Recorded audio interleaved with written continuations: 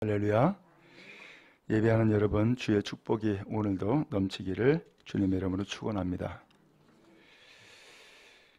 나는 고난을 당하고 있는데 침묵하시는 하나님, 나는 캄캄한데 하나님은 아무 소리도 하지 아니하시고 침묵하시는 그 하나님, 그런 일을 경험할 때에 여러분 어때요? 오늘은 먼저 배우 신현진 씨를 먼저 좀 이야기를 하려고 합니다. 이분은 배우이면서 방송인, 그리고 학생들을 가르치는 교수로 삶을 살아왔습니다. 근데 이 사람에게 매니저가 오랫동안 함께 했는데 이 사람이 신현준 씨를 고발을 한 거예요. 그러면서 지난 13년 동안 이 신현진 씨한테 부당한 대우를 받았고 갑질에 시달렸다라고 폭로했어요. 프로포폴 투약 의혹이 있다라고 제기를 했고 허위사실 유포와 명예훼손 혐의로 고소도 했어요. 이 사람은 참 기가 막힌 일을 만나게 된 거예요. 이 사람은 스스로 생각하기를 내가 나의 삶에 흠이 생기지 아니하도록 열심히 살아왔고 성실하게 인생의 삶을 살았는데 생각지도 아니하게 이런 일을 만나게 된 거예요. 모든 방송에서 다 하차했어요. 그리고 저는 그가 이제 이 문제를 하나씩 수습해 나가기를 시작한 거예요. 그러면서 하나님 앞에 억울함을 호소했어요. 하나님, 내 인생에 흠이 가지 아니하도록 성실하게 최선을 다해서 살아왔는데 내가 이렇게 터무니없는 일로 지금 고발을 당했습니다. 그러면서 하나님 앞에 기도한 거예요. 억울했어요. 그래서 하나님 앞에 억울함도 호소하고 극복할 힘을 달라고 기도했어요.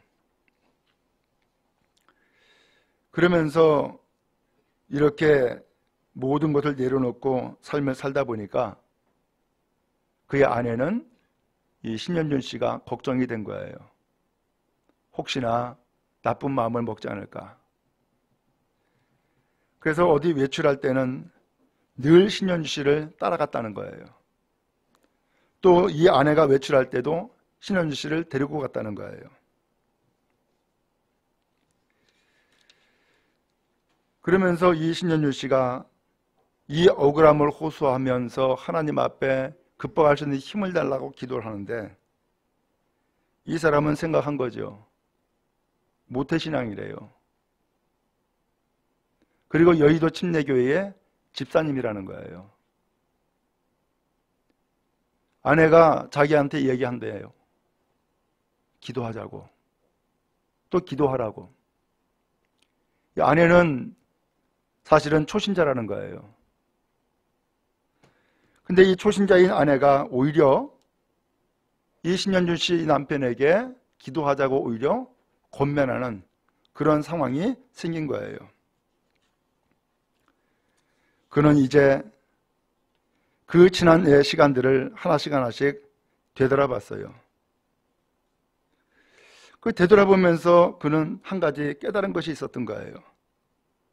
아, 지난 날들 하나님이 나를 사랑하신 것이고 돌봐주셨구나. 그래서 문명시절의 삶을 떨쳐버리고 이제는 유명한 사람이 되었구나. 하나님이 나에게 주신 은혜구나라는 것을 다시 한번 깨달은 거예요. 이런 은혜를 받았음에도 불구하고 마치 내가 혼자 다 이룬 것처럼 내가 그동안에 교만했구나 라는 것을 깨달았어요. 그리고 하나님께서 나에게 베푸신 놀라운 은혜를 내가 감사할 줄 몰랐구나 라는 것을 또한 깨달은 거예요. 그는 주님 앞에 무릎을 꿇었어요. 철저히 회개했어요. 그리고서 깨달은 거예요. 하나님이 주시는 시간은 결코 헛된 시간이 없다 라고 하는 것이었어요. 이제 그의 상처 입은 그 마음 하나님 앞에 다 내려놨어요. 그 내가 아닌 하나님이 나에게 일하시도록 하나님 앞에 모든 것을 맡겼어요. 그리고 순종했어요. 그러면서 그가 지난날 한 가지 한 가지 깨달은 것과 또 만난 사람들을 통하여서 깨우친 것들을 다 메모를 해나가기 시작을 했어요. 이제 그 모든 시간이 다 지났어요.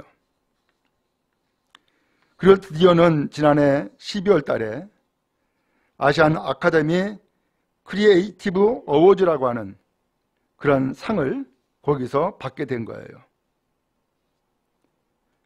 그는 그 상을 받는 자리에서 다시 한번 하나님 앞에 감사했어요. 신앙생활에서 가장 어려운 것은 기다림이다. 중국같이 힘든 시간도 지나가면 버틸 수 있는 만큼의 시간이었고 그 시간 속에서 작은 행복에 더 큰 감사를 누리는 경험을 했다. 그렇게 고백을 했어요. 그리고 지난날 그가 메모지에 기록했던 많은 이야기들을 책으로 만들었어요. 울림이라고 하는 책을 출간하게 되어진 거예요. 오늘 여러분 그랬죠? 우리도 신현주 못지않게 삶을 되돌아보면 억울한 일도 만나고 감당할 수 없는 고통과 시련도 만나고 그러면서 많은 일들을 우리가 겪게 되죠.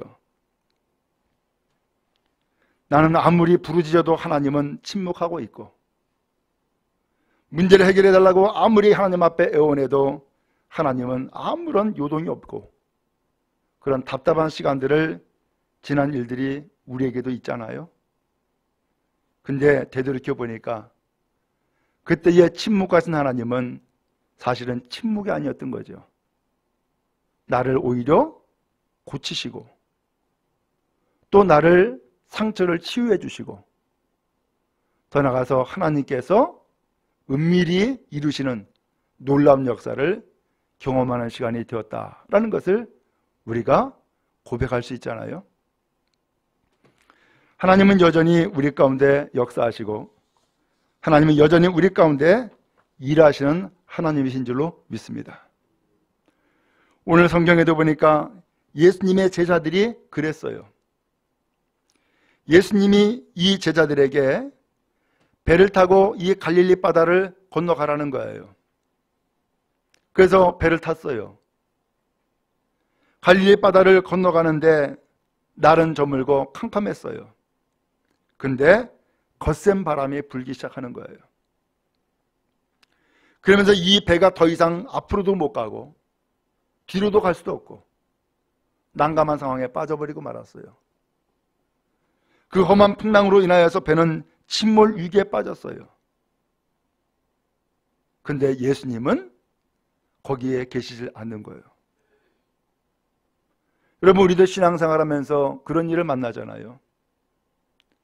나는 예수님 앞에 순종하고 그 말씀에 순종한다고 살아왔는데 그래서 배 타고 이 갈릴리 바다를 건너가는 중인데 왜 갑자기 풍랑이 일어나는 거야?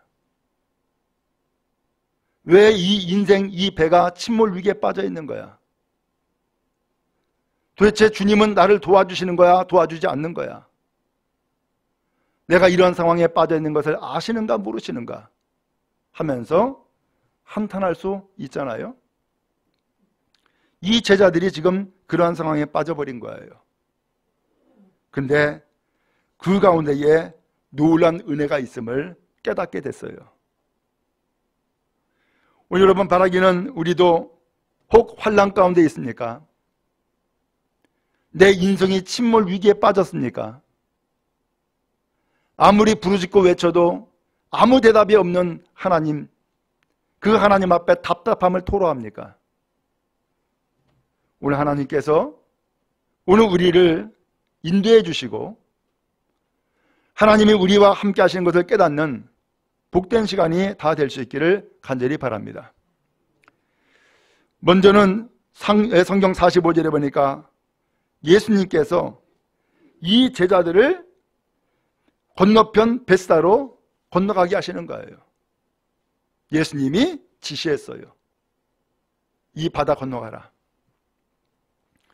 여러분, 우리의 인생은 항해하는 배와 같죠. 그래서 이 갈릴리 바다는 세상이에요. 이 바다를 건너가는 이 배에 제자들이 탔어요. 그게 인생이죠. 삶이죠. 바람이 어느 정도 불면은 그 바람 때문에 이 배는 더 수월하게 가요. 근데 그 바람이 거세지면은 그 바람 때문에 배가 침몰할 수도 있어요. 오늘 우리가 인생을 살아가면서 잔잔한 바람은 불어야 돼요. 나를 더 빨리 가게 하니까. 그런데 더 심한 바람이 불게 되면은 이 배를 가게 하는 것이 아니라 이 배를 침몰시킬 수도 있어요. 그런 어려운 일들을 만나게 되죠. 근데 분명한 것은 예수님이 이 제자들을 이 바다를 건너가라고 보내셨다는 사실이에요. 여러분, 우리가 아무리 힘들고 어려운 인생을 살아간다 할지라도 하나님은 여러분들을 이 세상에 인생을 살아가는 사람으로 보내주신 거예요. 곧 사명이 있다, 그 얘기예요. 그래서 사명이 없는 사람은 아무도 없어요. 다만 사명을 깨닫지 못할 뿐이지 모두가 사명 가지고 살아가는 거예요. 그 사명이 우리의 인생, 우리의 삶의 의미를 가져다 주는 거예요. 근데 이 사명을 알지 못하거나 사명을 갖지 못하면은 인생의 허무함을 느껴요. 그리고서 인생을 포기하는 일도 생겨요. 왜? 사명을 모르니까. 어쨌든 이 제자들은 이 바다 건너편으로 가게 됐어요. 근데 왜 보냈을까? 사실은 예수님이 이 제자들을 보호하신 거예요. 무슨 일이 있었느냐? 오늘 성경 앞서 보면은 오병이의 역사가 나타나요. 물고기 2마리와 보리떡 5개로 5,000명을 먹이신 사건이죠. 근데 이 무리들이 이 기적의 떡을 먹고 무슨 일을 했느냐? 수근수근 하는 거예요. 저분이 선지자라는 거예요. 당시의 무리들은 이 세상을 구원할 구원자를 찾고 있었어요. 세상 임금을 찾고 있었단 말이에요. 근데 예수님을 보니까는 기적을 나타내는 거예요. 지금 배고픈 사람에게 빵을 주는 거예요. 야, 저분이야말로 선지자다. 그러면서 예수님을 왕으로 삼으려고 수근수근하기 시작을 했어요. 예수님은 알아차렸어요. 그래서 당장에 제자들을 생각한 거예요. 이 제자들, 저 무리와 섞여가지고서는 같이 수근수근 하는 데에 같이 껴들면은 이 제자들이 사명을 이루지 못하는데 하고서는 이 제자들을 무리와 갈라놓은 거예요. 그래서 이 무리들에게, 제자들에게는 배 타고 건너가라 하고서는 베스다로 보낸 거예요. 그래서 예수님께서는 이 무리를 전부 다 흩어보내요. 다 흩어지라고. 그리고 예수님이 어디로 가느냐? 산으로 가신 거예요. 왜요? 기도하러. 예수님은 이 세상에 왜 오셨느냐? 세상 임금대로 오신 게 아니에요. 세상을 구원하러 오신 거예요. 근데 세상의 사람들은 구원하러 오신 예수님을 세상 임금될 자로 생각하고 그를 추대하려고 지금 분위기가 막 그렇게 끌고 가고 있는 거예요. 예수님은 그러한 무리들의 요구에 응할 수가 없어요. 예수님이 모신 목적은 세상의 임금이 아니라 세상의 구원자로 오셨기 때문이었어요. 그래서 무리는 흩어보냈고 예수님은 산으로 올라가셔서 기도하신 것이고 제자들은 건너편으로 건너가게 하신 거예요. 나쁜 영향 받지 말라고. 그리고 주님의 길, 주님의 제자이기를 제대로 가라고, 그래서 건너편으로 건너보내게 된 거예요. 이게 주님의 섭리고 주님의 인도하심이에요. 여러분, 우리는 때에 따라서 그런 일을 만나죠. 내 생각은 분명한데, 내 계획은 분명한데 왜 내가 이 길을 못 가는 거야? 왜 이 길이 안 되는 거야? 왜 하나님이 내 길을 자꾸 막는 거야? 라고 생각하는 경우가 생겨요. 그러나 하나님의 계획은 분명히 있어요. 그래서 하나님의 계획보다 내 계획을 먼저 앞세우니까 하나님의 계획을 모르는 거예요. 그리고 내 계획을 이루는 것이 최대의 목적이 되어지고, 그 목적을 이루기 위해서 우리는 때에 따라서는 수단 방법을 가리지 않기도 해요. 이 제자들은 예수님이 왜 이 제자들을 건너편으로 보내는지 이해를 못할 수도 있었어요. 그러나 주님의 돌보심이 그들에게 있었던 거예요. 주님의 보호하심이 그들에게 있었던 거예요. 그리고 예수님은 이 베스다 마을 건너편 게네사렛 땅으로 들어갔는데, 거기에서 뭐 했느냐? 병든 자들이 예수님을 찾아오는 거예요. 다 고쳤어요. 오늘 이 사람들이 60만 병들었겠어요? 마음도 병들었겠죠. 예수님은 그들을 다 고치심으로써 이 제자들과 함께, 아, 예수님은 고치러 오신 분이구나, 병을 고치고 영혼을 고치고 구원하러 오신 분이구나라는 것을 다시 한번 보여주고 계신 거예요. 이게 주님의 뜻인 거예요. 여러분, 우리는 때에 따라서는 알 수 없이 주님의 지시를 받아요. 배 타라, 건너편으로 건너가라. 왜요? 왜요? 예수님은 아무런 대답을 안 해요. 주님께서 우리에게 원하시는 것은 왜 건너편으로 가라고 했는지 이유를 알려주기 전에 주님의 말씀을 듣고 순종하길 원하시는 거죠. 그리고 갔어요. 근데 갔는데, 그렇게 예수님의 지시를 받고 갔으면은 모든 범사가 잘 돼야 되잖아요. 걸림돌도 없어야 되잖아요. 형통해야 되잖아요. 근데 형통하지가 않아요. 걸림돌을 만난 거예요. 큰 위기에 부딪혔어요. 갑자기 거센 바람이 부는 거예요. 이 바람 때문에 이 배가 앞으로 나가야 되는데 앞으로 나가는 것이 아니라 이 배가 침몰할 위기에 빠져버리고 만 거예요. 이 기가 막히잖아요. 근데 그 자리에서 예수님을 부르는데, 주님, 주님 어디 계십니까? 불러야 되는데 주님은 안 계신 거예요. 그러니 아무런 대답이 없죠. 그들은 이 위기를 만나면서 한편으로는 두려워 떨고 한편으로는 원망불평을 하는 거죠. 예수님의 말씀 듣고선 배 탔고, 그래서 이 갈릴리 바다를 건너가는데 왜 갑자기 풍랑이 이는 거야? 주님의 말씀 듣고서 이 배를 탔으면 형통해야지, 잘 돼야지, 걸림돌도 없어야지, 고속도로를 쫙쫙쫙 뻗어나가는 것처럼 그렇게 뻗어나가야지, 왜 걸림돌이 생기는 거야? 그러면서 우리는 거기에 마음에 걸림을 갖기도 해요. 하나님이 날 안 도와주나? 왜 하나님이 내 인생길에 걸림돌을 만들어 놓은 거야? 왜 내가 병들어야 되고, 내가 왜 고통당해야 되고, 내가 왜 이런 시련과 환난을 만나야 되는 거야? 하면서 하나님 앞에 불신의 마음을 가질 수도 있게 돼요. 근데 그때에 밤 4경쯤 됐어요. 밤 4경이면은 새벽 3시부터 6시 사이예요. 밤새 시달린 거죠. 밤새 고통당했던 거죠. 근데 이 밤 4경쯤에 예수님이 이 환난 만난 제자들에게 다가오신 거예요. 얼마나 급했으면 48절에 보니까는 바다 위로 걸어서 오셨다는 거예요. 예수님은 그 한밤에 계속 뭐하고 계셨던 거예요? 산에서 기도하고 계셨죠.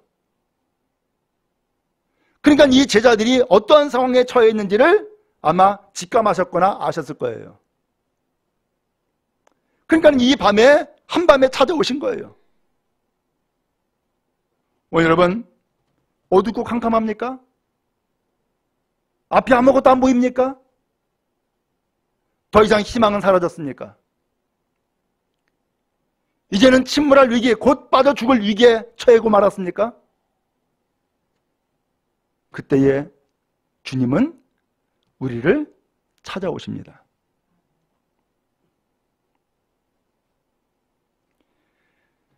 주님은 안 계셔. 나를 버렸어. 나는 이제 망했어. 라고 하는 상황인데 그때의 주님은 찾아오시더란 말이에요. 내 형편과 처지를 아시는 주님. 오늘 주님은 바다 위를 걸어서 어찌 보면은 맨발로 밖에 나가서 자식을 맞이하는 것처럼 주님은 우리에게 다가오신 거예요. 그 캄캄한 시간에, 아우성하는 그 시간에, 절망과 탄식을 하는, 그러면서 원망과 불평하는 그 시간에 주님은 찾아오시는 거예요. 제자들은 놀랐어요.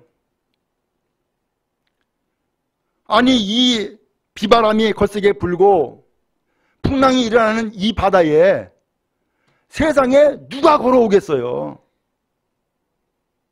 근데 분명히 사람이야. 제자들은 깜짝 놀라죠.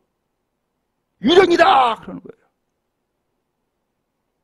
아니, 그렇잖아도 지금 이 풍랑 때문에 죽느니 사느냐 하는 상황인데, 아니, 갑자기 유령까지 나타났네?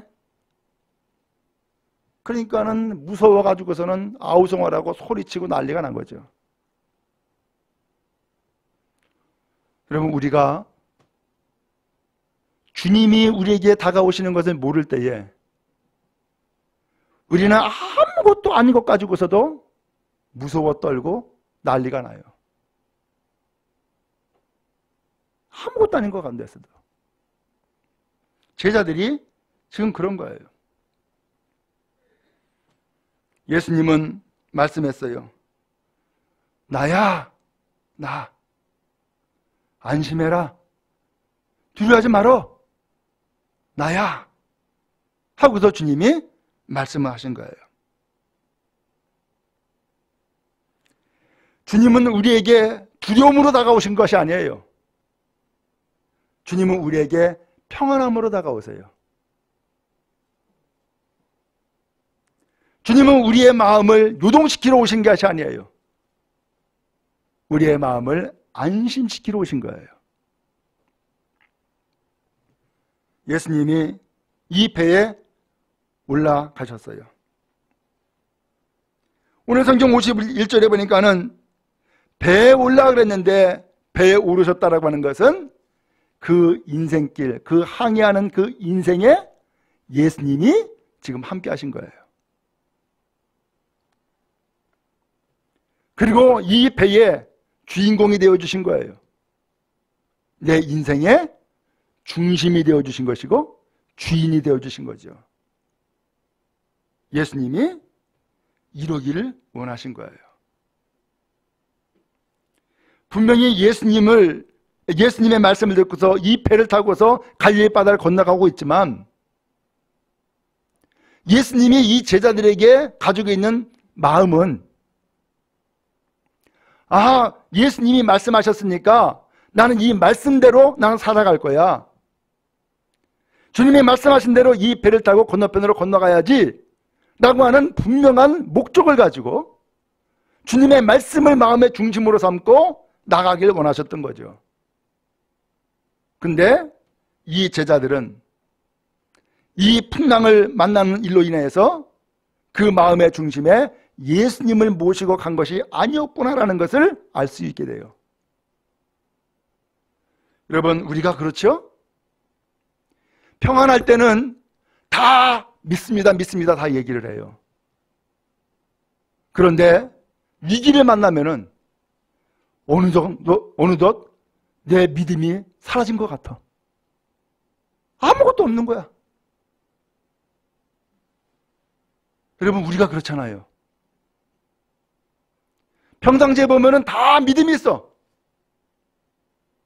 근데 진짜 믿음이 있는가라고 하는 것은 언제 알 수 있느냐? 위기 때에 진짜 믿음이 있는지를 확인할 수 있게 돼요. 우리가 알죠? 그러면서 어떻게 해요? 우리 스스로가 절망하죠. 내가 그동안에 믿습니다라고 했는데 내 믿음이 아니었네. 내 믿음이 아무것도 아니었네. 별 볼 일이 없네. 라고 하면서 스스로를 자책하거나 깨우치거나 하게 되죠. 지금 이 제자들 우리가 알잖아요. 예수님의 제자가 되기까지 이 사람들이 쉬웠나요? 아니에요. 그 인생을 건 사람들입니다. 직업을 버렸고 재산을 버렸어요. 또 어떤 제자는 아버지도 버렸어요. 대단한 결단을 하고서 예수님 제자가 된 사람들이에요. 이게 허투루 볼 사람들이 아니라고요. 그런데 그러한 대단한 결단을 하고서 제자가 된 사람이지만 막상 어려운 일을 만나니까 믿음이 있었다고 생각했는데 믿음이 아니었던 거예요. 그들은 허상만 쫓고 있었던 거죠. 여러분, 우리가 그렇잖아요. 우리의 믿음을 뭘로 알 수 있어요? 뭘로 표현할 수 있어요? 뭘로 믿음을 측정할 수가 있겠어요? 아무것도 없어요. 그러나 막상 주님이 없는 것 같은 상황에 빠져버리면 그때서야 내 믿음이 무엇인지가 드러나게 된단 말이죠. 바라기는 여러분, 어려움에 처할 때에 믿음을 갖는 여러분 되어지기를 주님의 이름으로 축원합니다. 그러면 그 믿음이 우리를 더 이상 흔들지 못하는 거예요. 그 믿음이 오늘 우리를 위기에서 건져내는 거예요. 그 믿음이 오늘 우리를 참게 만들고 견디게 만드는 거예요. 그리고 궁극적으로는 승리케 하는 거예요. 원하기는 우리 모든 성도들 이 은혜가 있기를 간절히 바랍니다. 그동안 나의 인생에 예수님을 중심으로 두지 못했습니까? 오늘 예수님께서 이 제자들이 타고 간 이 배에 올라가셨어요. 예수님을 모시게 된 거예요. 그러니까 무슨 일이 생겼어요? 바람이 그쳤다는 거예요.